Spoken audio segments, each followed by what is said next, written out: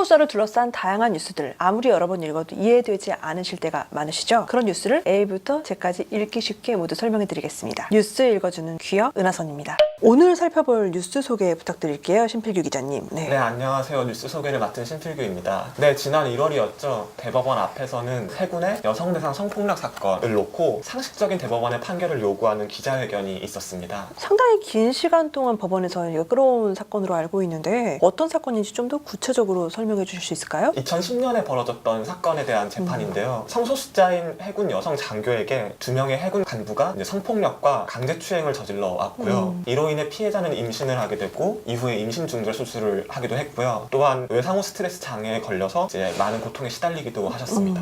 이 사건 1심과 2심이 모두 군사법원에서 진행됐다고 하는데요. 근데 어떻게 판결이 진행됐길래 대법원의 그 상식적인 판결이라는 것을 요구하는 기자회견이 진행됐을지 궁금한데요. 네, 1심에서는 두 가해자들이 강제추행 및 강간을 저질렀고 이로 인해서 피해자가 외상후 스트레스 장애에 시달렸음이 인정이 되었습니다. 그래서 두 가해자에게는 각각 징역 10년과 8년이 선고가 되었는데요. 그런데 문제는 2심인 군사고등법원 판결에서 2심 재판부는 1심 재판의 판결을 뒤집고 피고인 2명 모두에게 무죄를 선고했습니다. 징역 10년, 8년의 그 판결이라는 것이 완전히 무죄로 뒤집어진 것은 이례적이고 극단적인 결과가 아닐까 싶은데 도대체 이유가 뭔가요? 우선 재판부는 사건이 발생한 지 7년이라는 시간이 지났기 때문에 피해자의 기억에만 의존한 진술이 신빙성이 떨어진다라고 보았고요. 두 번째로 피해자가 저항하지 않았기 때문에 성폭력이 있었다고 볼 수는 없다라고 판결을 했습니다. 여기에 가해자가 피해자의 의사를 오해할 여지가 있었다. 그래서 가해자에게 강간의 고의가 있었다고 보기 어렵다고 판단을 했는데요. 저항이나 명백한 거절이 없었기 때문에 가해자들이 이를 동의로 볼 수 있었던 그런 여지가 있지 않았겠냐라는 말인 것 같습니다. 그리고 마지막으로 재판부는 이 사건이 업무상 위력 등에 의한 간음죄에는 해당할 수 있으나 강간죄에는 해당하지 않는다고 판결을 내렸습니다.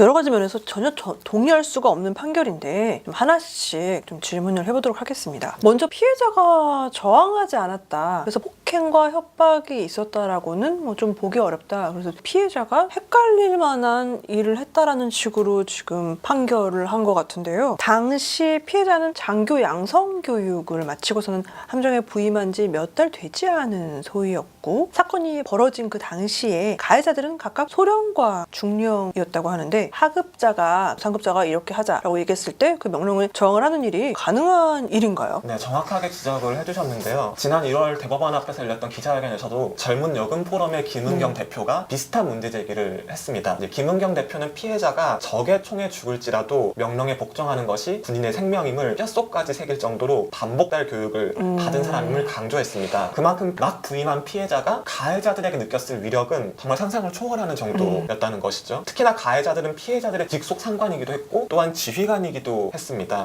회사로 치면 상사 혹은 대표인 셈인데요. 군대는 다른 어떤 조직보다 상명하복 문화가 매우 강력한 공간인데요. 그렇기 때문에 사실상 저항이라든가 애초에 반발조차도 거의 불가능했다고 보는 것이 합리적이라고 생각합니다. 아까도 해설해 주셨지만 그 가해자가 피해자의 의사를 오해할 여지가 있었다는 판결도 상당히 문제적이라고 보이는데 동의를 하지 않은 일을 저질렀다면 그거는 바로 폭력 아닌가요? 그렇기 때문에 2심 판결 직후에도 시민사회단체에서 기자회견을 열었는데요. 그 현장에서 이런 판결은 군대 내 성폭력에 대해서 더 이상 처벌하지 않겠다는 선언이나 다름없다 라는 지적까지 등장을 했습니다. 또한 성범죄 사건에서 진술은 구체성과 일관성이 있는지 이제 객관적인 증거와 부합하는지 여부로 이제 신빙성을 판단해야 할 텐데요. 재판부는 단순히 너무 오래전 일이라서 증언의 신빙성이 떨어진다라고만 판단해 버렸네요. 네, 그 이 부분 또한 문제적인데요. 조사와 재판 당시 피해자의 진술은 구체적이고 일관적이었다고 합니다. 그렇기 때문에 1심 재판부는 그 증언을 받아들여서 이제 유죄 선고를 내리게 되었고요. 근데 2심 재판부 같은 경우에는 단지 이거 너무 오래전 사건 아니냐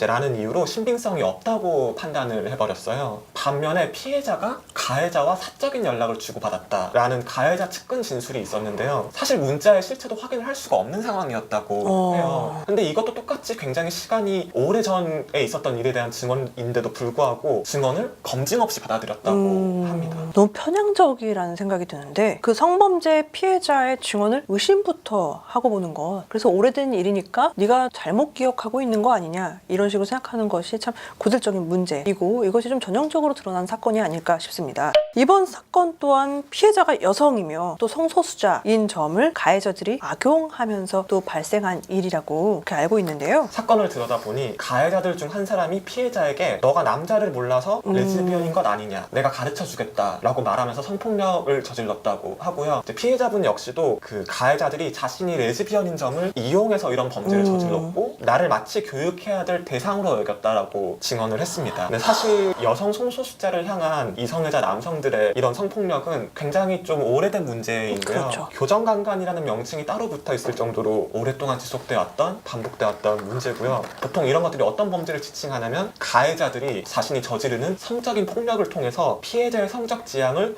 교정할 수 있다고 믿거나 혹은 이를 이유로 성적 폭력을 저지르는 경우를 지칭하는 단어입니다. 피해자는 다시 말씀드리지만 그 복무했던 함선에서 유일한 여성 군인이었고 커밍아웃을 할 수밖에 없는 또 성소수자이기도 했고요. 이중으로 취약한 위치에 있었던 셈이 아닌가 싶은데 살짝 찾아보았는데요. 그 2016년에 여군을 상대로 성범죄를 저지른 육군은 총 111명이지만 그중에서 실형까지 선고받은 가해자는 겨우 7명에 그쳤다고 합니다. 아마 드러나지 않은 사건까지 더 고려한다면 실제로 처벌이 이루어지지 않은 성범죄의 건수가 훨씬 더 늘어나겠죠. 그래서 이번 판결이 더 중요한 것이 아닐까 싶은데요. 대법원이 상식적인 판결을 통해서 여성을 향한 그리고 상대방의 성소수자임을 악용한 이번 범죄가 매우 심각한 성폭력임을 확실히 만들어주시길 바랍니다.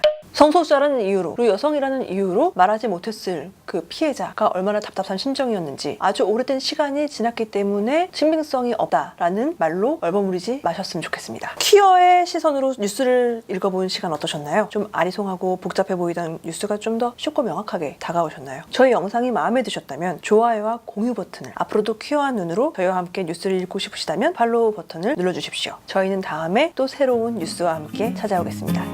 감사합니다.